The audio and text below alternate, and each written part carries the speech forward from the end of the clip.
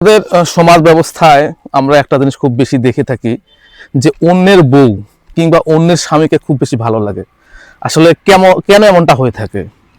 এর কারণটা হচ্ছে অন্যের বউ বা অন্যের স্বামী সেটা আসলে পর্দা দ্বারা ঢাকা থাকে, যার ফলে তাদেরকে আমরা ভালো লাগে। অর্থাৎ অন্যের বউ হোক বা অন্যের স্বামী হোক, তার যে চরিত্র, তার যে চিন্তা, তার যে চেতনা, সেটা তো আপনি দেখতে পান না।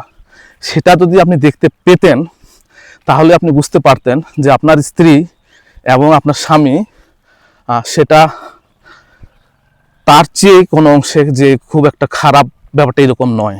কিন্তু ঘটনাটা হচ্ছে আমরা অন্যের স্ত্রী বা অন্যের স্বামীকে তাদের চরিত্র, তাদের চিন্তা, তাদের চেতনা যেমন শরীর আপনার পর্দা দ্বারা ঢাকা থাকে, তাদের শরীরটাও পর্দা দ্বারা ঢাকা থাকে।